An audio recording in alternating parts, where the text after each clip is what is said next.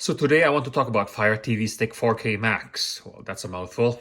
As many of you know, I always recommend NVIDIA Shield Pro and Apple TV for a serious home theater setup. However, we don't always have to deal with home theater. Sometimes I just want to watch my TV in the living room. Sometimes I want to watch my TV in my bedroom. Well, this may be the answer to my needs.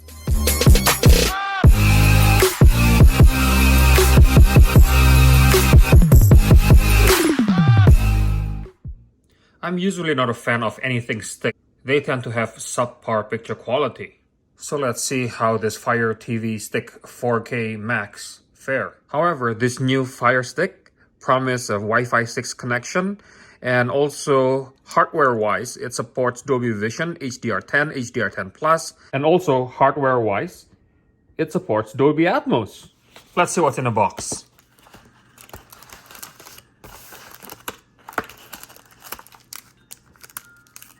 So you got this remote with Alexa button, Prime Video button, Netflix, Disney Plus, and Amazon Music. An HDMI to HDMI dongle.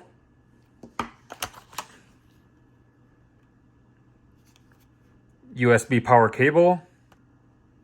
And obviously the stick itself. And also a manual. It says hello, bonjour. Also a AAA battery. And a power brick. So I have connected the Fire Stick to this USB power cable and the HDMI to the HDMI dongle. I'll be connecting this to the power source. If your TV has a USB output, you can use the USB output to power the dongle. If not, you can use the power supply that comes with it. Put the battery into the remote, obviously, and then you cover the back cover back. Just like this. I have never done this before, so we'll see what happens. So I put the Fire Stick into HDMI 4. And then according to the manual on TV, it says that I have to press the home button and then press play, pause to start. Choose your region. Over here I choose English Canada. Now over here it says unsupported USB port. That means the USB port has too little power to power the Amazon Fire Stick. So in this case you have to use the power adapter that comes with the Fire Stick. Then you connect to your network. In this case I want to use the 5G version of my network. I'm gonna put the password. It's trying to connect. And then, ta-da! Fire TV restarted itself. So now the Fire TV restarted. And you want to press the play, pause button. Then it's downloading the latest software. Yeah, I know, it's a little bit disappointing because you cannot use it right away. Even my dog complains about that, but that's the nature of anything smart, right? You have to download the latest firmware when you're just starting to install the unit. Just wait for a moment while it's installing the latest software and make sure that you don't unplug the power cable or you don't want to have any type of power failure during the installation of any software. It's getting there, slowly, but it's getting there. Almost there. Almost. And we're done! This entire process takes about 15 minutes. And now, because I have the Amazon account, I'm going to sign in with my account. And instead of inputting everything one by one, letter by letter, you can just go to amazon.ca/code and you enter the activation code as prompted over here to activate your Fire Stick. So here you see the Amazon Fire TV Stick confirmation page. Continue. Ask whether you want to save your Wi-Fi passwords to Amazon. I'd rather not send my password to the Amazon account, so I click no. And because there's no kids in my household, I will click no parental controls.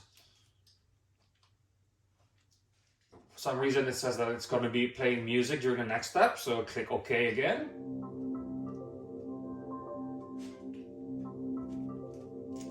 Then you can click the volume up and down on the Fire TV remote.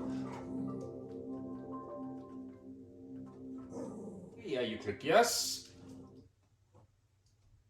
And it says that your Fire TV remote is now successfully set up. It's optimizing your TV. On this page, you will choose which app that you're going to install to your Fire Stick. For me, I'm going to choose Disney Plus. See, at the right bottom corner there, you press the play, pause to continue. Click done. Click OK.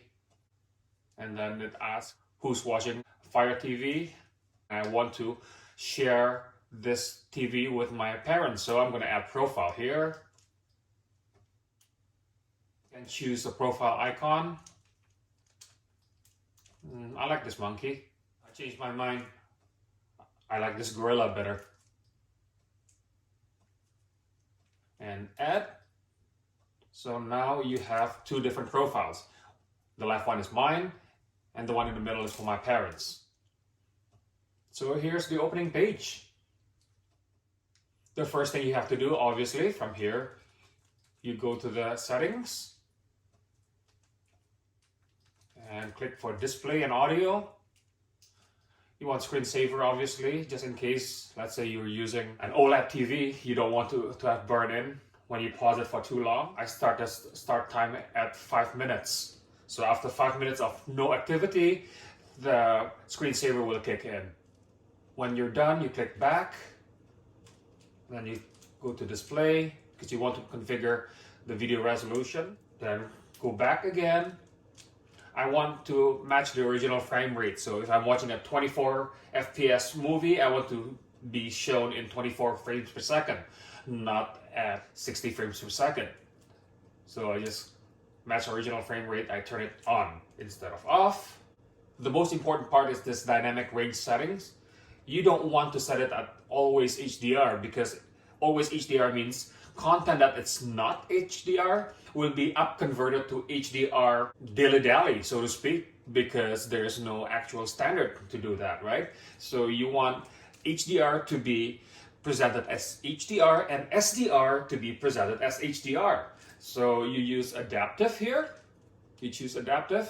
So everything will be shown the way it's supposed to be. Click confirm after that. And then you go back out. Then click audio. You want the navigation sound to be on so you can hear the click, click, click, click, click sound.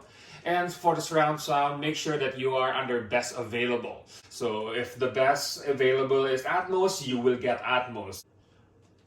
On the advanced audio, for TV viewing, you may want to set a volume leveler to on, so the gap between the loud part of the movie and the soft part of the movie is not that great, so you will never get startled. So I turn it on for TV viewing, and I turn it off if it is for a home theater setup. Dialogue enhancer, yeah, it can work sometimes to enhance dialogue, but I turn it off because usually there's a lot of artifacts when you're using dialogue enhancer. From there, go to preferences, and then go to the featured content section. You want to turn off both of these options, so you don't want the video to automatically play when you're browsing, and you also want to turn audio autoplay to be off, so there's no jarring audio playback while you're browsing the movies. When you're done, go back out again, and you're done. So now all you have to do is go to Netflix, go to your YouTube, go to your whatever app that you're using, and put your username, password, and now you can access your Fire TV to your heart's content. So how's the picture quality? It's actually pretty good if you're using a regular display. So let's say you're using a 65-inch TV or you're using a 75-inch TV from usually about 10 to 12 feet away, everything will be fine. Now, if you're using a projector, I still cannot recommend anything with a stick. But outside of that, it's great. It's cheap. If you find this video to be helpful, click like, share, and subscribe as usual. And, put your comments down below and click the notification button. So the next time I have a video, you'll be notified automatically. Thank you very much and goodbye.